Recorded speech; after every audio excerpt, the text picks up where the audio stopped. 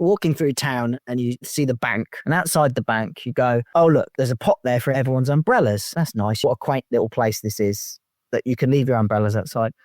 And you're a bit closer to it, you look at it and you're like, they're not umbrellas, they're guns. So outside the bank, there is a pot where you have to put your gun in before you go inside the bank. So I've always thought it's the easiest place to rob a bank, but then it's the hardest place to escape from, because if you try and escape, you get eaten by a polar bear. Hey, I'm Matt Bowles, and this is The Maverick Show. Stories from around the world about what really happens when you build a life beyond borders.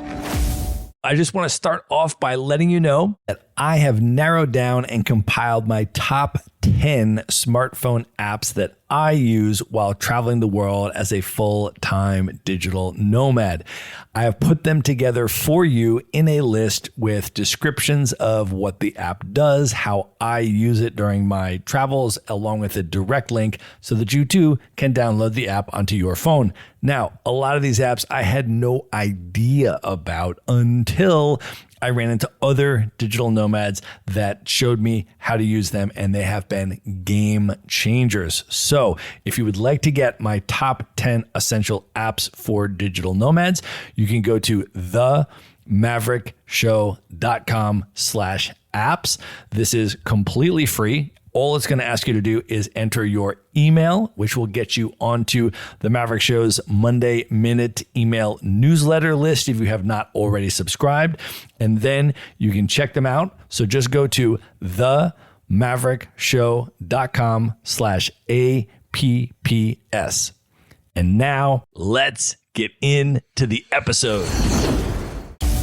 My guest today is Jonny Cooper. He is the founder and group CEO of the Pinnacle Travel Group, a collection of high-end travel brands creating emotionally rich, culturally immersive experiences for modern explorers across the Nordics. Originally from the UK, after a life-changing trip to witness the Northern Lights, he and his wife, Kate, were inspired to launch off-the-map travel and move to Swedish Lapland, where they are now raising their kids. This on-the-ground perspective helps him create experiences that are authentic, culturally immersive, sustainable, and deeply personal. Jonny is also the founder of Aurora Buddy, a platform designed to help travelers maximize their chances of seeing the Northern Lights through smarter planning and real-time insights. Jonny, welcome to the show. Thanks for having me. I am super excited to have you here, man. This is going to be such an interesting discussion. I have been so intrigued and impressed by so many things that you have been up to. But let's just start off by setting the scene and talking about where we are recording from today and the fact that we have agreed to make this a wine night. So let's also talk about what we are drinking. I am actually in the Blue Ridge Mountains of Asheville, North Carolina, on the East Coast of the United States tonight, and I have just opened a Crozes Hermitage from France, so I'm going to be drinking through that tonight. But where are you, Jonny, and what are you drinking? So I'm up in Arctic Sweden, right up in the north, just a little bit south of the Arctic Circle, and tonight I'm drinking an Australian Sauvignon Blanc. Amazing pick. So I have to ask, what is the wine scene like up near the Arctic Circle? Well, it's not a place that you're going to grow grapes up here, but there is some really good distilleries of gin, whiskey, those types of things. So although there isn't the ability to grow wine in these regions, the wine scene, like many places, good food requires good wine. So there obviously is an exceptional kind of choice of wines. But in terms of local, it's all very much distilleries in terms of the vodkas, the gins, the whiskeys, things like that. So what do most of the local people drink? Are there popular Nordic spirits? So I don't know if you're aware, but alcohol is controlled a little bit differently in Sweden. So they have a state-run off-license in effect. So that's the only place that you can buy wine or beer over a certain percentage. But on the flip side, you actually get a really good service in there. So they'll help you with the wines, what I would class like an old-fashioned off-licenses you might have in the UK. But that's the only place that you can buy any spirits or wines or really any beers. And what is the culinary scene like there? Have you had a really memorable meal in the Nordics since you've been living there that you still think about? What stands out to you from the food scene? Some of the best restaurants in the world are actually based in the south of the Nordics, around the more capital cities. But even up here, we've got some fantastic restaurants that are associated with accommodation. So Arctic Bath, for example, I believe it's just won or got into the Michelin guide for food, and it's a fantastic experience. It's a feast for the eyes, very local. Foraging is a very big thing up here. So there's so many fruits and mushrooms and different meats that you can get from the forest, and they're all brought together in delicious meals. And the rivers, actually. There's a lot of water up here. We have a really good selection of fish as well. So I want you to describe where you are sitting right now and what it is like, maybe what a typical day is like in Swedish Lapland in June. You picked a good day, actually, because today's been a cracking one. So today it's been wall-to-wall sunshine, 25 degrees. And obviously right now we're in that midnight sun period. For me right now, it's 9:15. But to be honest with you, it feels like it's probably maybe 10 o'clock in the morning, something like that in terms of light. The sun doesn't set here now. So really, it doesn't get dark. So if you particularly wanted to, you can go and do absolutely anything whenever you want during the day. It does get hot. So there's a kind of perception, I think, maybe with a lot of people that they presume that it's cold and snowy all the time. But we are a destination and a region of extremes. So we go from an extreme winter to really what could be classed as an extreme summer. So easily temperatures into the 30s, sunshine 24 hours. And then on the flip side, we get very cold and dark winters. So in the summer, do your kids just stay out forever because it never gets dark?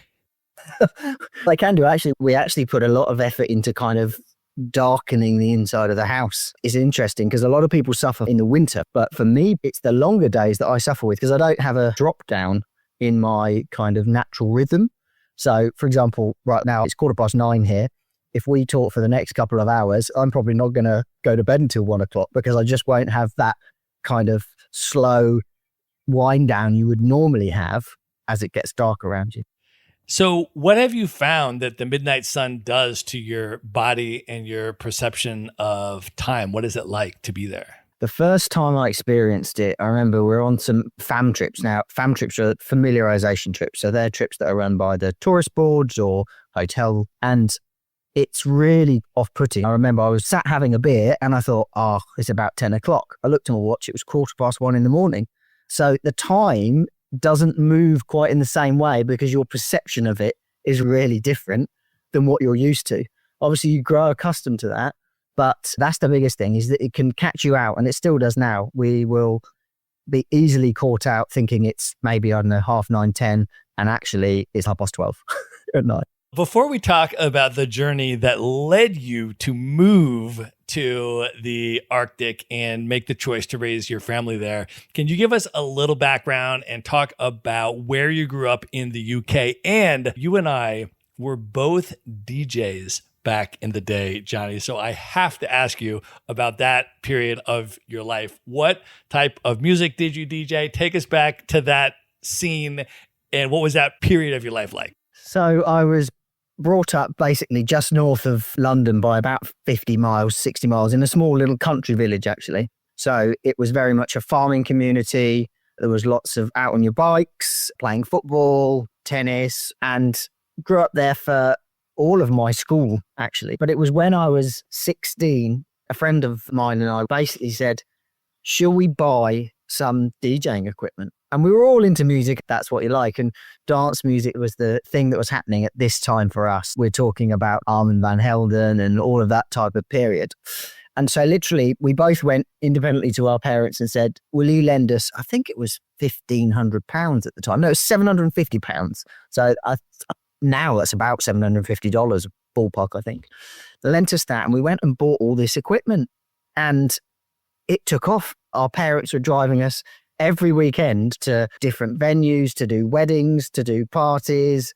And then we started to get paid for it, and we got ourselves a name. And then when we learned to drive, we got a little trailer.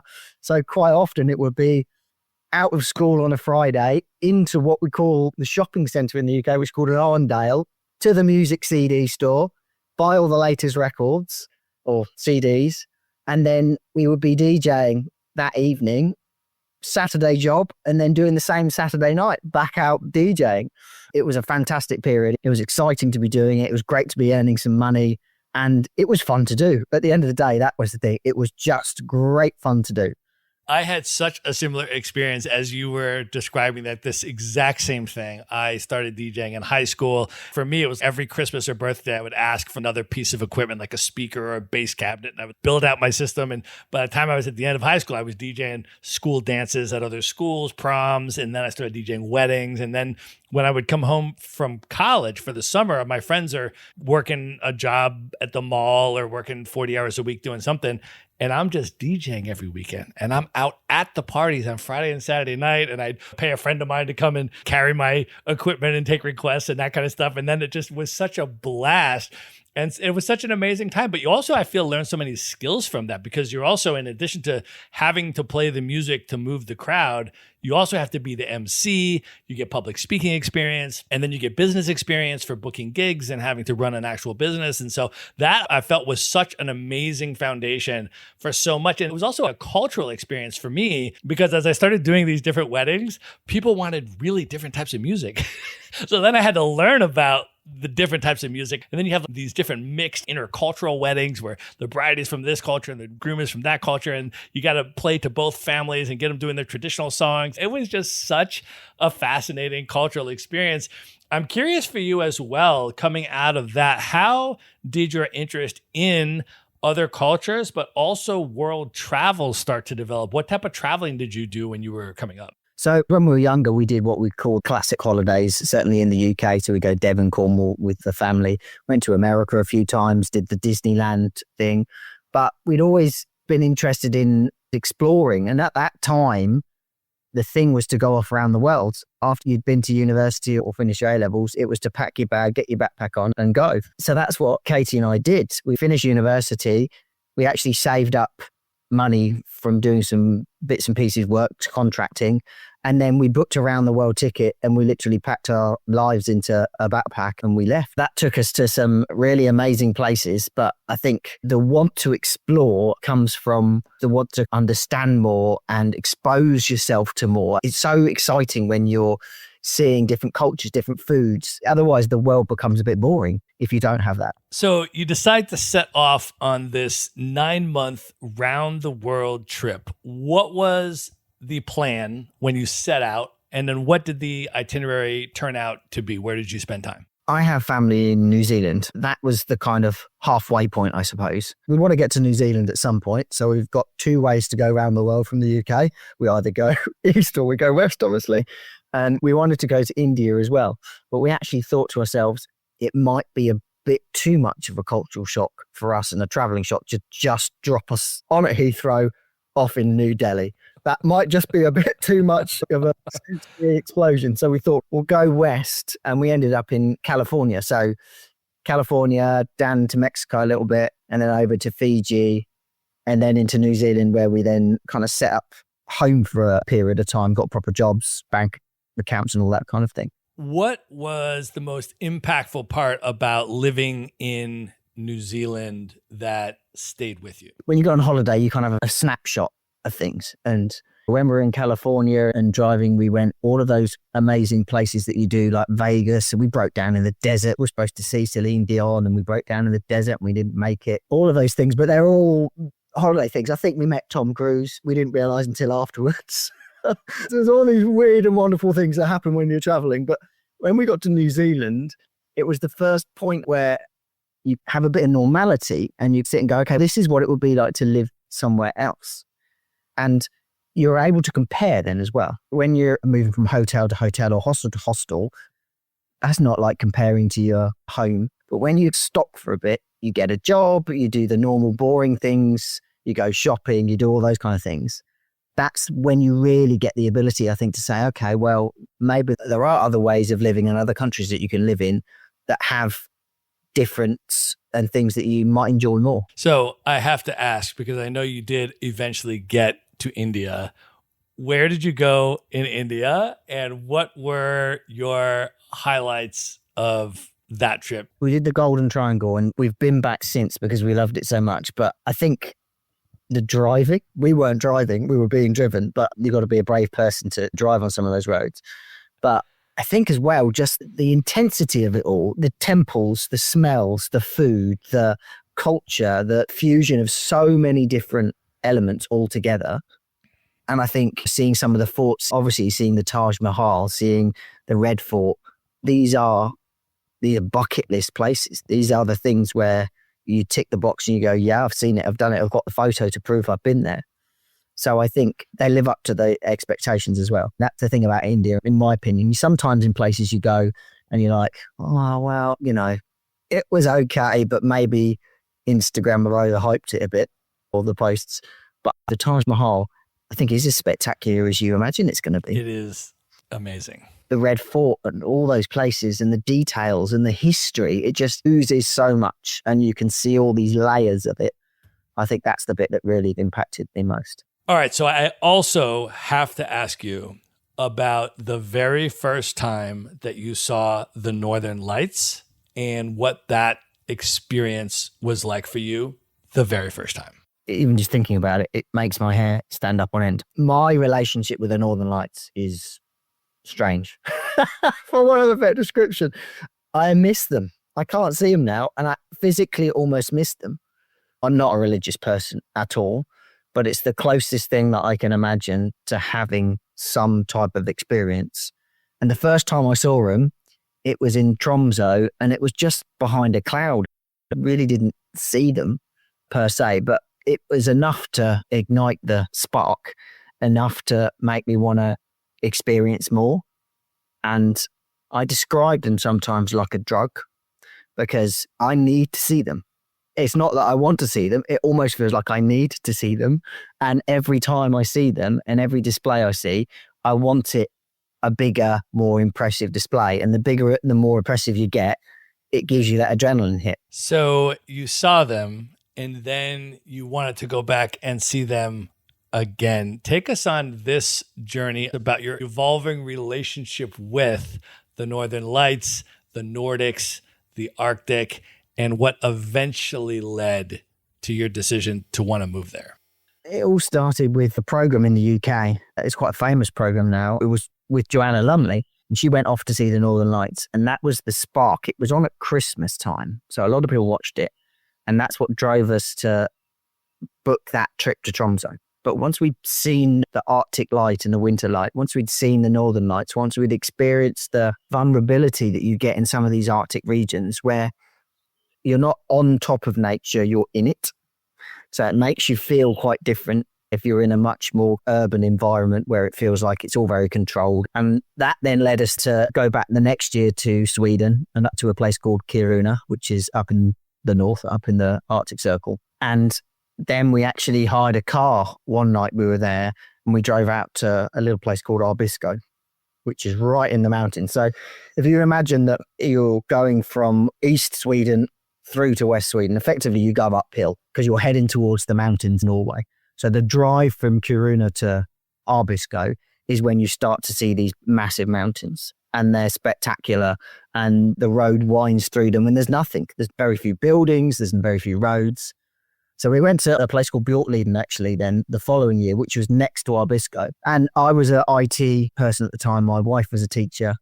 And it was February half term and there were amazing Northern Lights. There was Northern Lights in the sky. We were snowmobiling. We had a dog sledding trip. We were seeing things that we'd never imagined that we'd see in our lifetime. But we were seeing them all on our own. And it was a bit, okay, why is no one else here seeing all of these amazing things? Because it would feel to me that you want to share this, it needs to be shared because it's that amazing. So we literally went up to reception one night and said, okay, well, if we sent people to you, like holiday makers, would you take them? And they went, yeah. So we thought, how do we do this? So literally we went home and we set up a travel business. And we'd never worked in travel before. We'd never run a business before. And we'd always had these kind of entrepreneurial elements, hence the DJing. But this was the first what I call proper try at a proper business. And we managed to actually sell some holidays and people were able to come and see the Northern Lights with us. And the first one we actually sold was to Tromsø, where we stayed when we originally went to see the Northern Lights ourselves. So how this whole thing started, it wasn't planned, it was accidental and a real feeling of wanting to share what we'd experienced in that time that we'd had up in the north. So you could have stayed in the UK and just told people how great it was and sent people there and referred people up there. What was the moment when you and your wife decided you wanted to permanently move to Swedish Lapland and raise your family and build your life there? So we're selling holidays to Swedish Lapland, and we actually wanted to expand a little bit into other parts of the Nordics. And we went on a fam trip. We got invited on a fam trip to West Sweden. So this is Fjällbacka, and this is kind of north of Gothenburg into Dalsland, Bengtsfors, those kind of places. And it was amazing. I thought to myself, I could live here. I think I could live here. I went back home and I was like, Katie, you have to come and see this. So literally the next week, we both were there and we did a similar trip round, and we were obviously looking at different hotels and all these things for the business. I remember we were going to fly out of, I think it was a Ryanair airport. I don't think it exists anymore. We were a bit early. So we drove past the airport and we parked at the side of the road and we sat on this rock. And I vividly remember sitting on the rock, and it must have been about this time of day where I am now. And I remember speaking to each other and we were like, I really like it here. I think we can move here. Should we give it a go? And we've been going up to Bjorkliden in the north and everything. But at that point, we didn't think we were going to be able to live in the north because it is a very big jump from the UK. But we thought maybe we could do this in the south though. So that was the point, on a rock, overlooking this beautiful view, and the light was exactly the same as this. And that was the point where we said, because we didn't want to go home, and we thought we can make this home. So you and Kate then decide that you're going to take a road trip for the move and drive from England all the way to Swedish Lapland. Can you take us on that road trip journey? What was that like? So basically the plan was that we would go up to Bjorkliden for a few months over the winter, and then after that we wouldn't come home. So we would then basically drive back down south again. But this meant getting up north. So at that time we had a little Audi A1 car. We packed our whole life into this little Audi A1 car. We rented our house out. And then one day we left, I think it was about 5 a.m. from my mother-in-law's house, and we headed off on this journey. And that involved getting the Channel Tunnel. So first down to Dover and Folkestone, across the Channel into France, and then up through Belgium into Germany, which was all very much similar as to driving on UK roads, motorways, all that kind of stuff. We get to Sweden, we get to Malmo, and we've done some research. We had to swap our tyres because you have to have studded tyres at this time of year.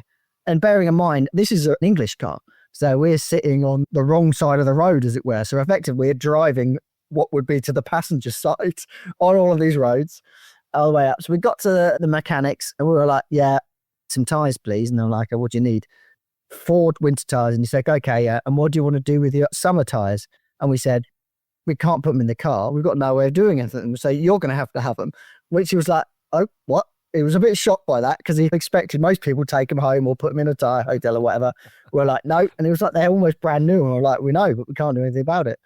So on with the winter tyres, then it's the long stretch. It's the long stretch up Sweden, because Sweden is a very long country. If you pivoted from the bottom, the top down, it would reach down to somewhere in Italy, in Europe. So it's extraordinarily long. So up we go there, and as we go, the weather starts to get more inclement. So we're starting to pick up snow and a bit of ice. And then as we move towards Kiruna, it's getting a little bit more. And obviously by the time we get into the mountains, then we're starting to get some proper winter conditions.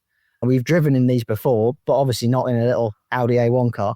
But to be fair, it did a good job and it got us there. So the journey up. So at what point does it stop feeling like Northern Europe and start feeling like the Arctic? Is there like a transition point for you that you identify?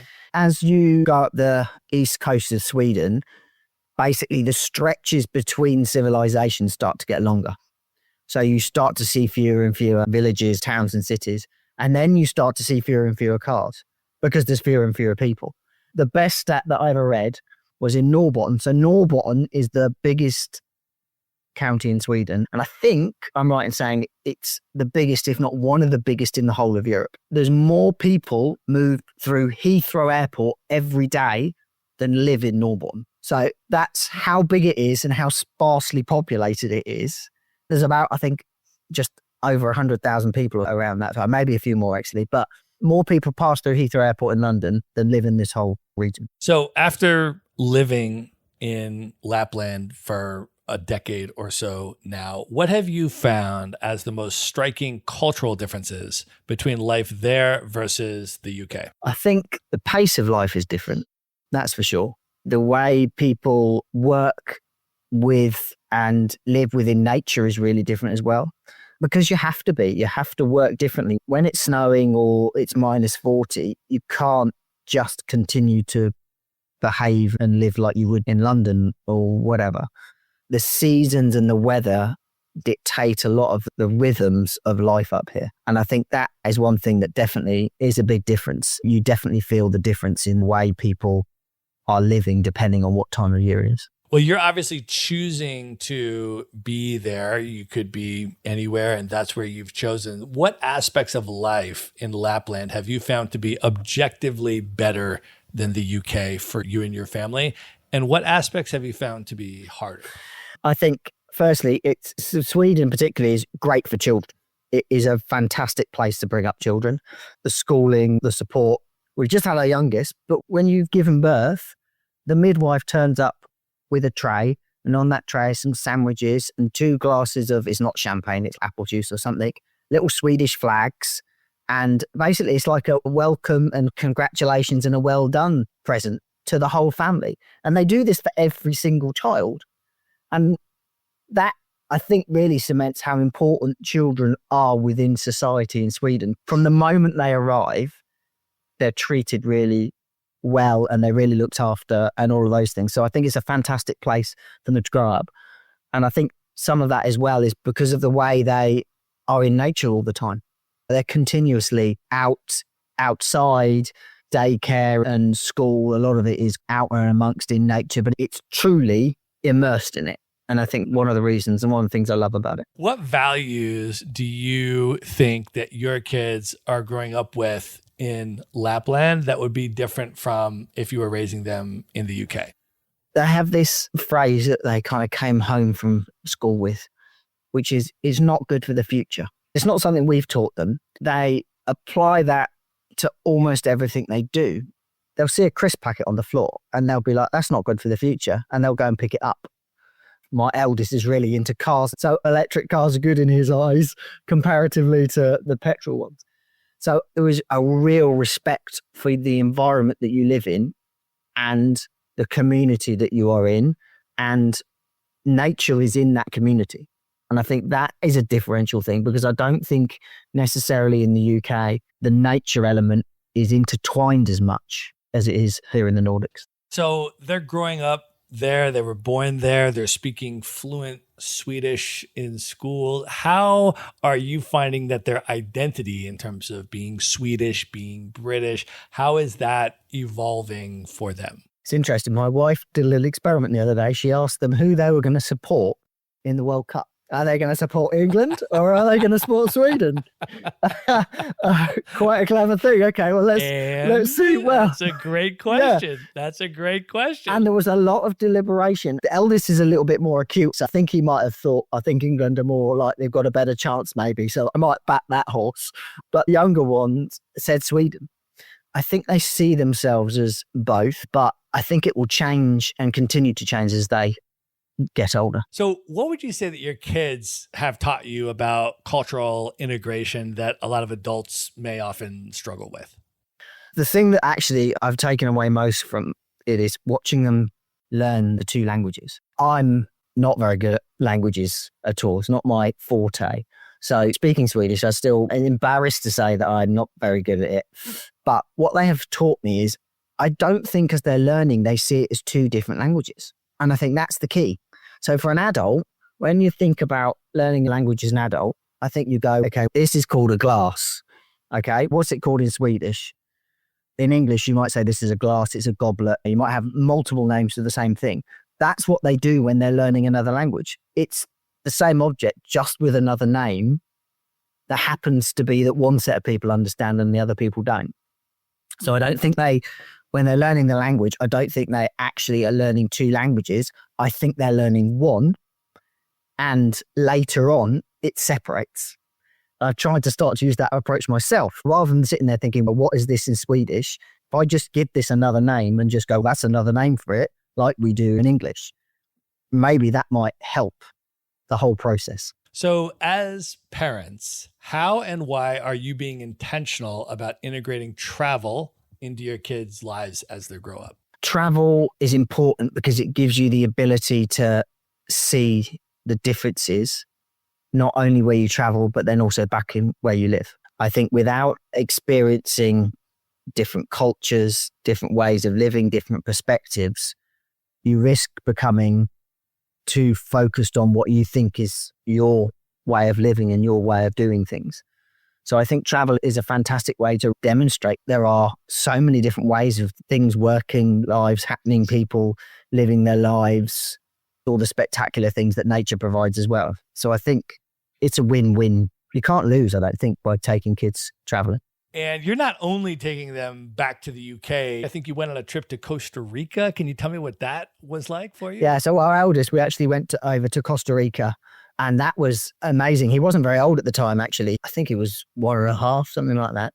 So he probably won't remember it, to be fair, but that was a real cultural experience because children there, again, there is a different relationship. I remember we were standing one day in the street and a guy came over and he just took Jolan. He just picked him up and took him and started to talk to him. And we were like, okay, what's going on here? And then he called his mate over and his mate came over from the shop and they just were happy to see and interesting to see the children. That was really interesting, really nice to see actually, because again, in a lot of the Western world, there's that hesitancy. Why are you playing? Why are you smiling at me? Or why do you want to do this? But actually at the heart of it, people seeing children and helping them understand the world is great for everyone. So if your kids eventually grow up and choose to leave Lapland, what do you hope they will carry with them from growing up there?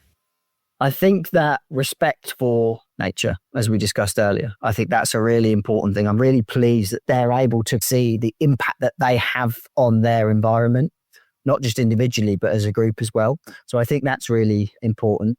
I think also the ability to speak another language. I think once you've got two, then more might become easier for them to pick up as well. So in Sweden, you're entitled to have 4 weeks of holiday off in a row. And so what will happen in the summer is basically the country kind of shuts down in the summer to a certain degree because everyone goes on holiday. Now, initially, you're like, oh, this is frustrating because I can't get this done. I can't get that done. But actually, over time, you realize that's because by having that time off, they get a true reset. You're able to actually properly reset yourself to then start again when you come back fully recharged rather than lots of little breaks. I also want to ask you about the Indigenous Sámi people. Can you talk about who they are and what you've learned from spending time with their communities? So the Sámi people are the indigenous people to this region. So they have been up in the north of Norway, Sweden, Finland, parts of Russia for a very, very long time. And they have been associated obviously with the reindeer and that kind of nomadic lifestyle around these regions. I have had many very interesting conversations with different Sámi people about their history, where they see how they fit into things in terms of natural environment. But one of the things is they don't leave any footprint. So when the first Southerners came up here, they actually thought this was empty. They didn't think anyone lived in this region. But that's because the Sámi population had been living here with nature for so long that you just couldn't tell that they were living here.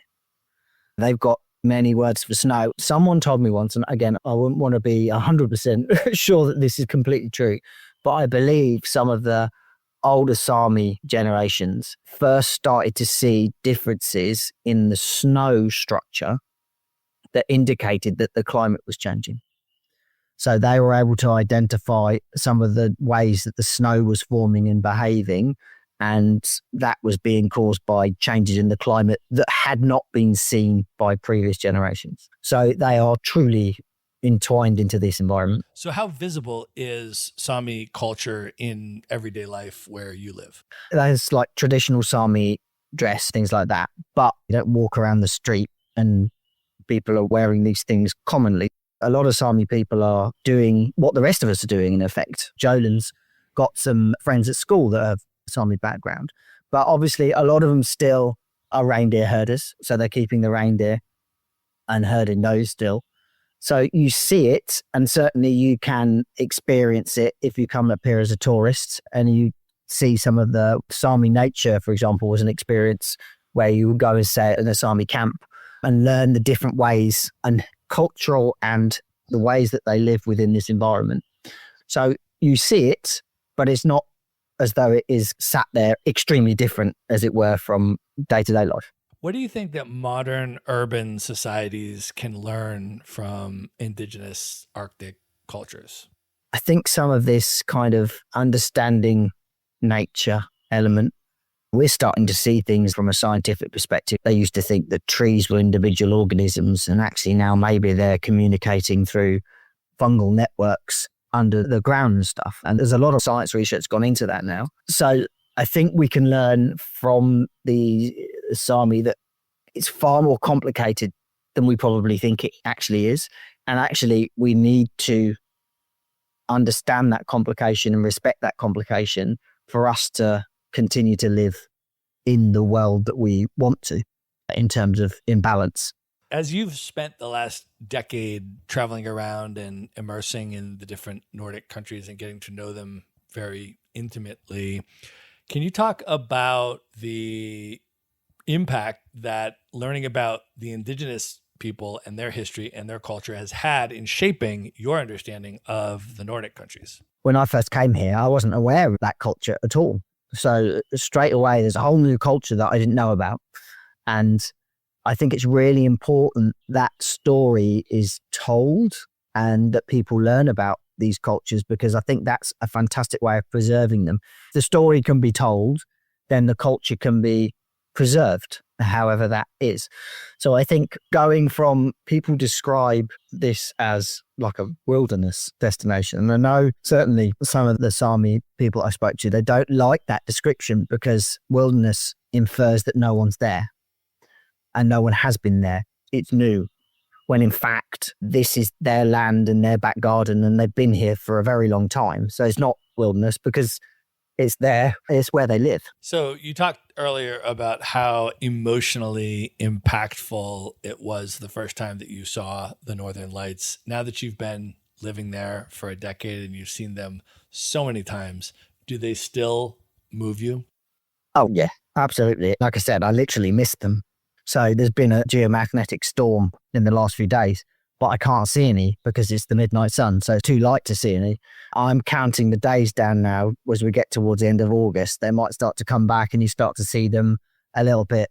Even talking about them, it makes my hair stand on end, because there's nothing, in my opinion, that if you get a really good show, it just is humbling in so many ways. The closest thing I think that might do the same is, you know, when you see a picture of the Earth when you stood on the moon, not that you've been on the moon, but you know what I mean, when the astronauts send one back and you look at that and it makes you feel like, wow, okay, a little bit insignificant in the grand scheme of things. That's what it does to me. What was your most unforgettable Aurora experience? Do you have one that really stands out?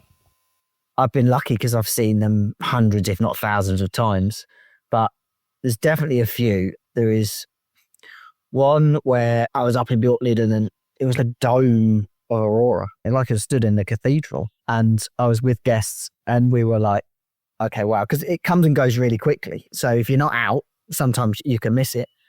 But then there's been other times where we had a guest, she'd been living with cancer, and she'd said to us, she was there with a family, and she'd said, I get emotional about this because it's just, I don't know, it's just one of those things. She said to us, I have to see these things, because she wasn't particularly well at that point. She'd been there a couple of days and we'd been trying and trying to get her to see them. And where we were staying, we had what we called the Aurora window. So we used to be able to open our bedroom window. And basically, if there was Aurora, 99% of the time, we'd see it out this window. So we were getting ready for bed and we opened the window and the Aurora was there. And right, we've got to go. So Katie and I, we got our clothes on and we ran up to their cabin, but the lights were off. And it was about midnight, 12:30, something like that. And we stood there and we thought, do we or don't we? Because she had young kids as well. So we're like, do we or don't we? And we were like, we have to do it. So we knocked on the door and within not very long, there she was in her pajamas, stood at probably -12 or something, watching the Northern Lights. I think she had tears in her eyes as she watched them. So it was the right decision. Those are the moments that you remember forever, because when you're combining all of those elements there, they say it's a bucket list item, and I think it really is. But when you add those kind of bits and pieces in as well, you can't describe it. That's amazing. Well, Jonny, I understand that you also have seen a paraselenic circle, what's known as the triple lottery. For people that have never heard of this, can you explain what it is and then describe what the experience was like? I'll give it a go, because literally it took me from when I saw it to when I worked out what it was probably years. So effectively I was driving, I was with my dad actually, he'd come out to visit and we were up in Riksgränsen, which is just on the border between Sweden and Norway. We were driving back towards Kiruna. So this is really up in the mountains. And when you see Northern Lights in the car, quite often it's not obvious because you've obviously got the glass in between you. So you've got refraction of light and all these types of different things. And I thought I saw Northern Lights. So I said, okay, we pulled the car over and got out. And there was no Northern Lights in the sky. I thought that's strange. But there was this light effect happening in the sky. And the best way I can describe it is, you know, those weird gyroscope things that people pay money to go in, I don't understand why, where they spin you around. Imagine that each one of those circular things was light in the sky above you and you're in the middle of it. So effectively, you've got the full moon and then you've got a band going horizontally around you. You've got moon dogs, but then you've got this kind of gyroscope effect of rings and circles that are encompassing your whole kind of area. And it was a very odd, because we didn't know what it was. And at the time, we didn't obviously know how rare this was. I look at it and you go, well, that's pretty. Okay. It's like a rainbow or something, equivalent kind of thing. Well, that was nice. It's only when you go back and you realize and you do the research that there has to be so many different atmospheric conditions that come together at that exact point. Even the type of snow dust in the sky has to be a specific type, I believe as well, sitting in a specific space to be able to give you that. I didn't know that until it must have been 5 or 6 years afterwards, when I was like, I need to find out finally what this was. And even now, if you Google it, there are very few photos. There's hardly any information out there really, because it's that rare. It was a kind of a unknown lottery win until 5 years later. Well, at this point, you have also traveled very extensively around the Nordics, and you organize trips for people to experience many different areas, including some very remote regions that most people don't go, that have resulted in some incredible experiences. I think the first one I want to ask you about is to talk about the time that you took a group of university folks to Greenland to go dog sledding with the Inuit people. So we headed out to Greenland. The premise was that the university students each year or each class had to write a book. And we'd taken a few different groups out. One of them done Northern Lights book. These ones I think were doing it on Indigenous people. And so we'd gone out to Greenland and we'd ended up in Ilulissat, which is the main kind of place. And we had dog sledding organised, but it was overnight dog sledding. So this already upped the ante a bit, because, okay, we're going dog sledding overnight in Greenland. Greenland, for those that haven't been there, the best way to describe it is there's no road in or out, as it were. There's just a road in the middle. And you fly in and out a lot to a lot of these places. It's extremely remote. So we already knew it was going to be an adventure going dog sledding out there. And then it kind of transpired as we started to go on this dog sledding trip that really we were just accessories in their fishing trip that guides were taking us on. So in effect, what it transpired was that they were going fishing and they thought, we take these people dog sledding with us at the same time. So off we went. So we had a guide, actually, a Swedish guide who'd spent a lot of time in Greenland and stuff. So he was the guy who was looking after us all, wider context and safety. But the dog sledders couldn't speak any English. They actually smoked quite a lot. And the way they dog sled Greenland is quite often you have the dog sledding we have in the Nordics here is they're in a row. So the dogs are in a row in front of you. In Greenland, they have a fan shape. So the dogs are in a fan shape in front of you. And rightly or wrongly, very much depends on what your opinion is here. And it's a complicated situation. They have whips as well.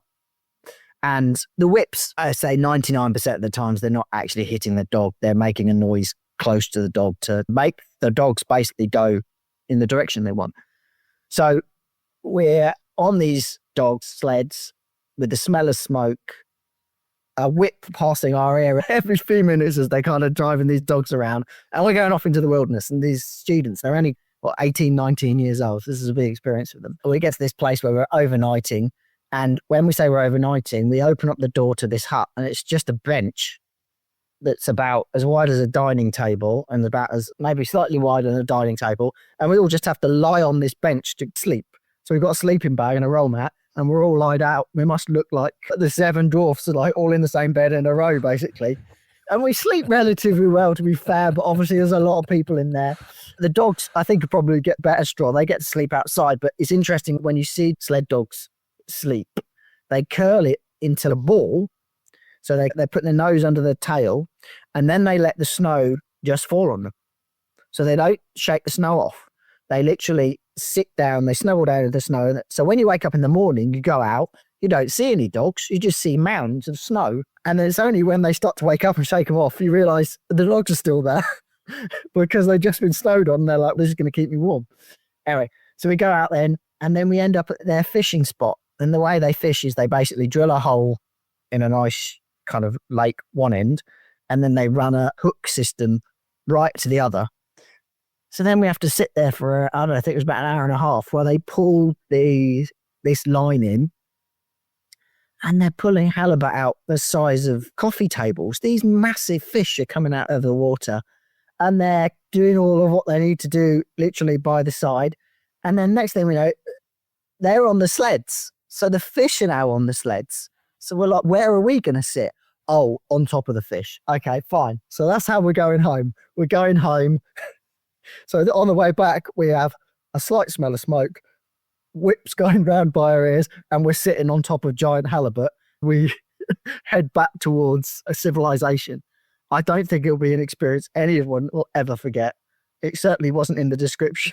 And when we first started out, but it was one of those things where it's just, you couldn't pay for that experience, I don't think, actually, even if you wanted to. That is amazing.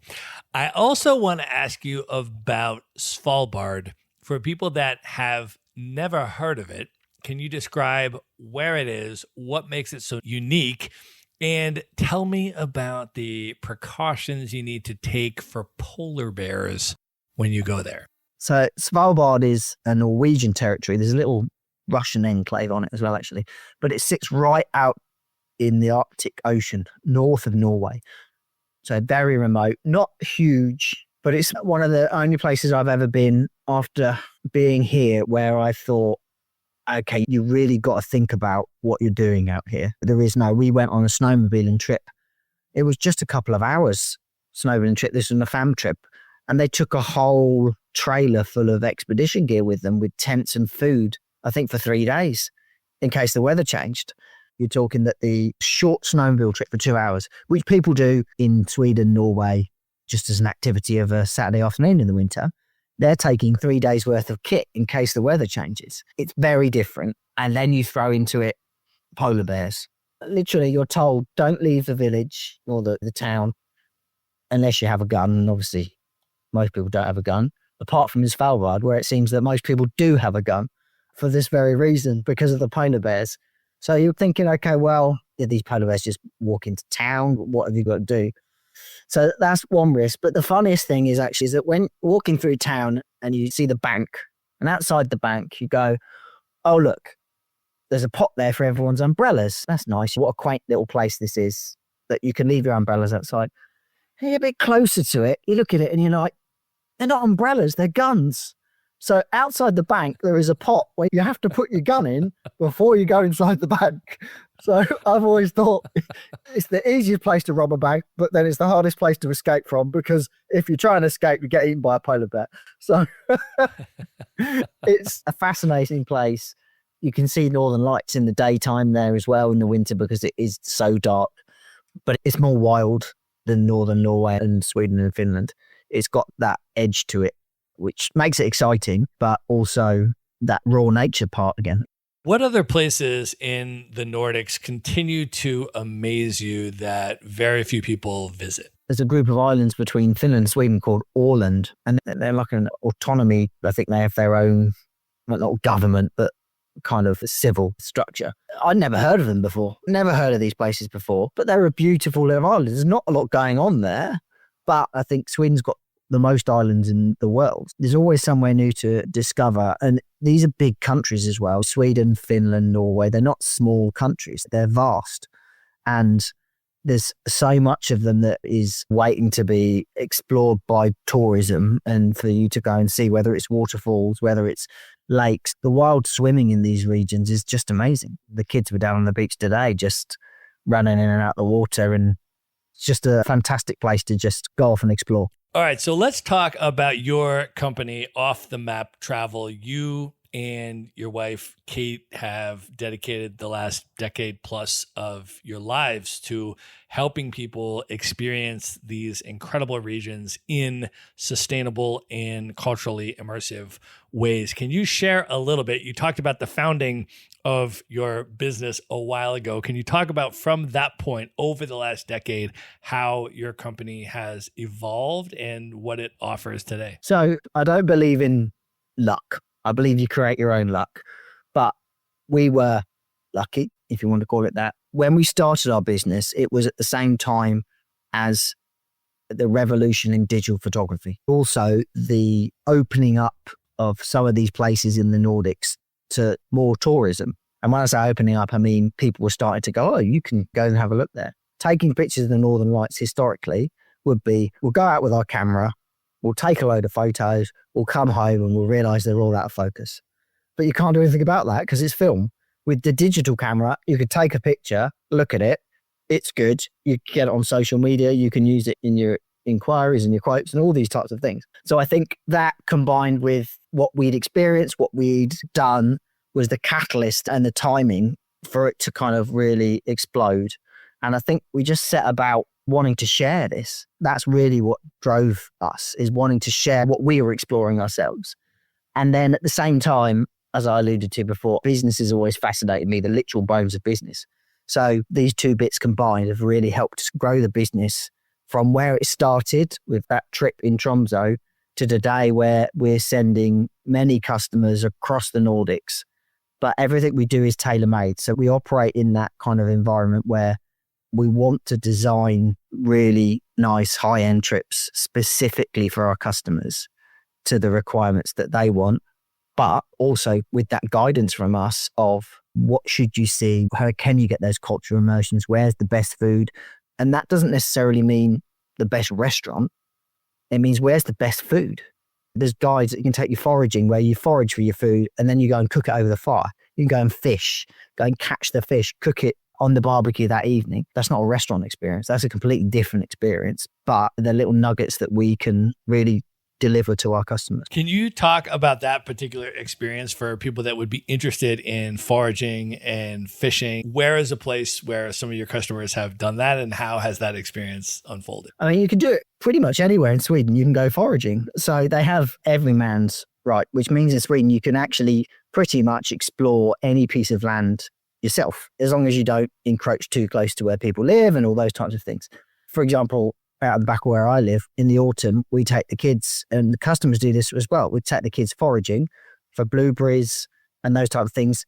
We take the blueberries, we air dry them, We grind them down, and then over the winter, that gives us blueberry powder for the whole winter. So the customers can do those kind of things. And then we have trips, for example, there's a lady we work with. Her husband was the Sámi culture, and she learned while she was with him huge amounts of information about what you can and can't eat in the forest.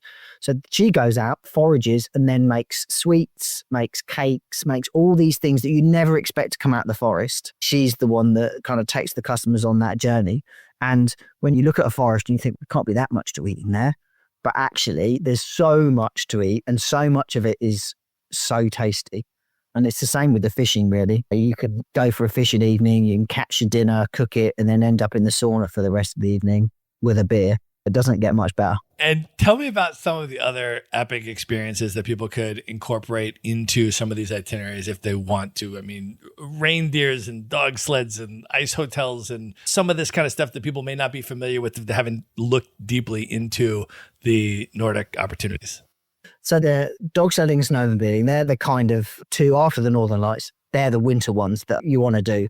I remember the first time I ever went to the ice hotel, which is in Kiruna. I actually snowmobiled from the airport to the ice hotel. And I'll never forget that, because to arrive on a snowmobile to an ice hotel is just amazing, because it just combines everything together. You're getting that whole experience in one shot.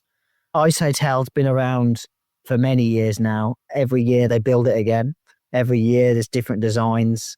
So that's a really interesting experience for customers to go overnight and stay in cold rooms and have that overnight experience. So for people that have not heard of the Ice Hotel, let's just say, can you describe what this is? They build it, an entire hotel entirely out of ice, and they rebuild it every single year? Yeah. So it started actually as a little art exhibition. And then someone came up to the guy that was running it and said, "Can I sleep in your art exhibition for a night? Because I need somewhere to sleep." And they went, "Yeah, sure. Okay." And that was the little seed that then started. Every year now in kind of March time, they start to harvest the ice from the Torne River, and they take these massive blocks of ice out. So they cut it with a chainsaw and then lift these blocks of ice out and actually store that then over the summer in a big fridge. And then in around November time, maybe a bit early in that October, November time, they start to build the ice hotel again. So every part of the ice hotel is built from the ground up every year.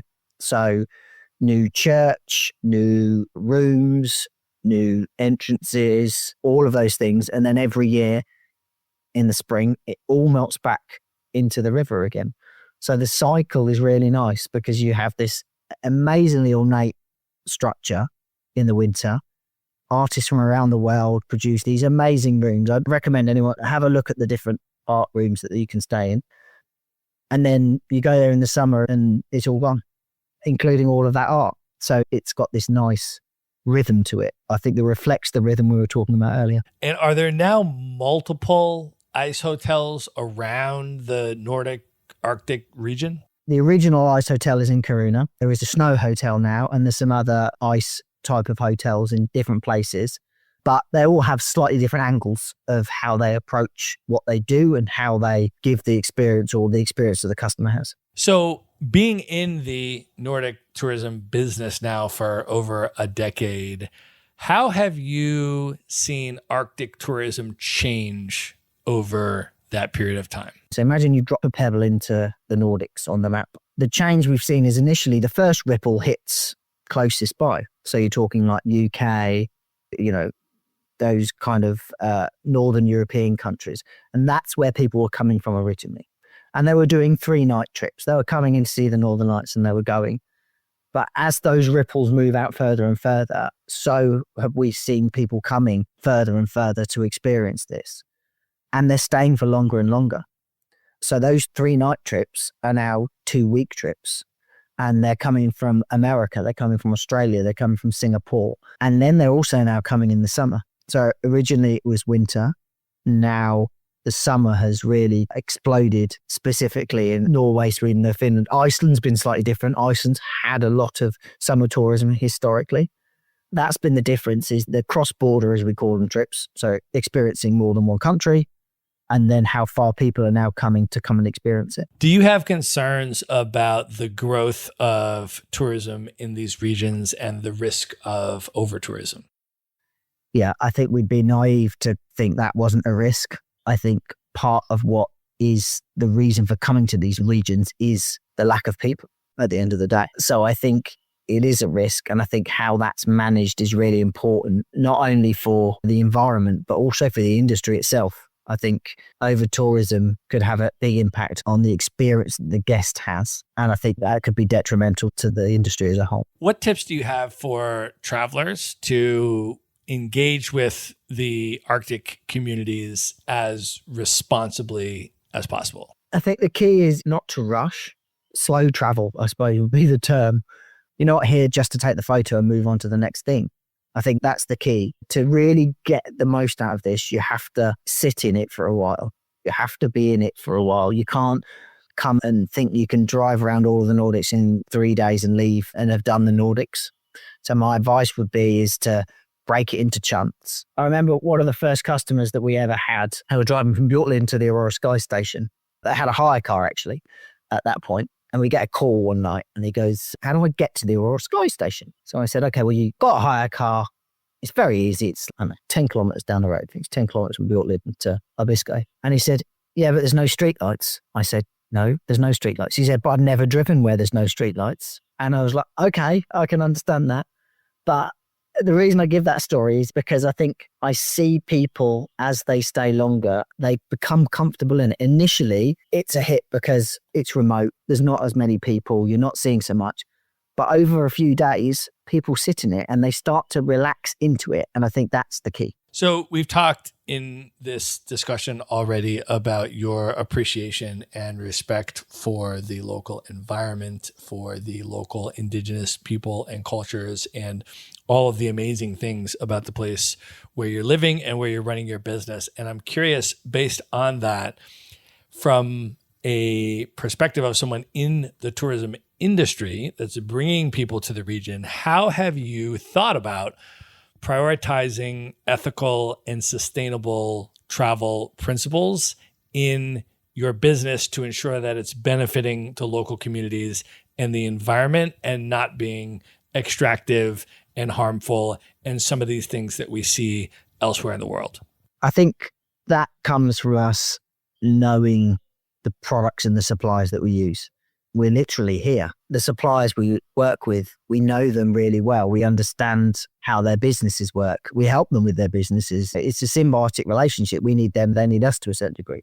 So I think that's key, is to really know your product and to ensure that you're not leaning towards something that doesn't fit what your ethos is. So can you talk about what Off the Map Travel offers today in terms of the scope of the regions that you operate in and the scope of experiences that people can choose from when they're having those discussions with you to customize their bespoke dream bucket list trip to the Nordics? So Off the Map operates now within the whole of the Nordics. So all of the countries that fall into that region. And basically we try and do is put something together for the customer that kind of ticks what they want and what their interests are. We've organised meals with ex-prime ministers. We've got exclusive access to certain museums, all these types of things. Some people want that. We've dealt with some extraordinarily wealthy people before who haven't wanted any bells or whistles. They wanted to take their tray up for breakfast, serve their own food, sit back down again and just be average Joe. I think knowing how people want their holiday to be and how they want to experience it is what we do. And we can do that because we're here and we know where the bits of the puzzle will all fit together for them. So for people listening right now that would like to schedule a Nordic trip and they have particular things that they're listening to this conversation like, oh, I would love to stay in the ice hotel and for sure I want to take a dog sled and would love to do some of these things that we're describing, maybe connect with some of the indigenous folks and experience some of that part of the culture and all that kind of stuff. Can you talk about how people can learn more about this and what the process is for connecting with you and planning a trip like that? Take a look at the website. The website, offthemap.travel, is a great starting place. And we call it very much a starting place because we don't sell off-the-shelf packages. It's full of just examples, basically. This is what you could do. This is what it could look like. and then get in touch. And then one of my colleagues will start the process whereby, having that first discussion with you, what is it you're looking for? And then they'll start to create these experiences and these itineraries to reflect what they think. And then it's a back and forward process. Okay, we really like this bit, but we don't like this bit. Okay, that's fine. We will change that. We can chop and change that. Maybe this bit will work. And there's discussions that we've got a vast amount of knowledge within the business now, whereby even internal discussions can sometimes bring up different ideas that then can get reflected into the customer's trip.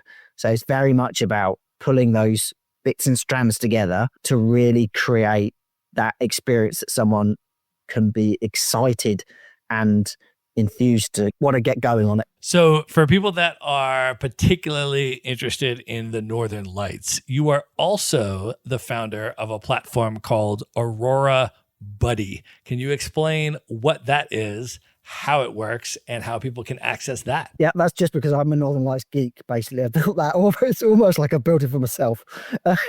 Basically, it's an app that I've produced. When you're viewing the Northern Lights, there are many factors that you have to consider when you're looking at forecasts and things like that. But it's not as straightforward as like, they'll be there at 8:00 on Tuesday.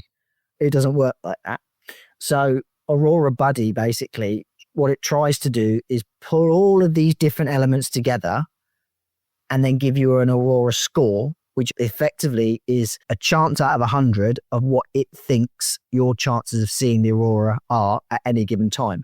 And it's pulling all different data points there, from KP indexes to weather forecasts to Aurora forecasts to atmospheric conditions, all these different things, to try and make it as easy as possible for the user to go, okay, I should go out now. That's what its objective is. And then the community also play a role in that. So where it works well is that people can load their own photographs onto this of the Northern Lights. So if I walked out in the winter out of my house, take a picture of the Northern Lights on my phone, upload it to Aurora Buddy, AI then analyzes that photo, confirms there's Northern Lights in it, logs the data that is associated with that, but then that then goes around and gets added into the score. So if you're 5 miles down the road, you'll get an alert to say, Dave has just seen Northern Lights and he's not very far from you, so you should go outside. Because basically, if Dave's seen it, the chances are that you can see it. So the community element of it is really important as well. So the idea is the more people that use it, the more people get to see the Northern Lights. Is the Northern Lights really what keeps people coming back to the Arctic, or do you think it's something deeper? I think it's something deeper. Northern Lights initially is the hook. We definitely have customers where the Northern Lights, it's the same for them it is for me. There's an element of, okay, it's the winter time and I need to go and see the Northern Lights. But then there's this secondary layer of how do I want to see them? Where do I want to see them? What are we doing while I'm seeing them? There's that element there. Once customers settle into the environment and all of a sudden it's like something clicks and they're like, okay, I get this now. I get this destination. And then you have the discussion with them. If you come back in the summer, if I dropped you here, you wouldn't think you're standing in the same place comparatively to the winter, because it's just such extreme. So what surprises visitors the most when they spend real time there? I think it's different for different people, but I think definitely for the summer, I don't think people realize how warm it can get. I've said for a long time now, what should happen is the tourist board needs to get the big Piccadilly Circus or Leicester Square boards in London and just put what the temperature is in Lapland or in 30 degrees Luleå, northern Sweden, because I think a lot of people think it's cold all the time. So I think that's a big surprise, the fact that we can be swimming and sunbathing and being outside all the time in the summertime. The colours in the autumn here are spectacular. It's all these little things that I think add up for different people at different times of year, but it's the time of year is really important in this area of the world. It's critical. The experience is very different depending on when you're here. So for you personally, what impact has living in Lapland for over a decade had on you as a person? The realization that we are part of nature, I think, is one of the profound effects it's had on me, in regards to really, in some respects, how insignificant we are in all of this. That might sound a bit deep per se. One of the things that we have to deal with in the summertime are mosquitoes. We have to deal with mosquitoes. And would it be great if the mosquitoes were not there? Yeah, sure it would. But all of the birds wouldn't have anything to eat. All of the animals wouldn't have anything to eat. This is all one big ecosystem, and we can't pretend that we are separate from it in a weird way. And I think that's something, because I'm in it. I'm in it much more than I would be in the UK. I think that's the profound thing for me, is the realization that I can have an impact on this because I'm actually part of the wheel. Jonny, I think that is actually the perfect place to end the main portion of this interview. And at this point, are you ready to move in to the lightning round? We'll give it a go. Let's do it. The lightning round. All right. What is one book that you would recommend that people should read? I read a long time ago, Rich Dad, Poor Dad. Very famous book. Had an effect on me. So definitely that one. All right.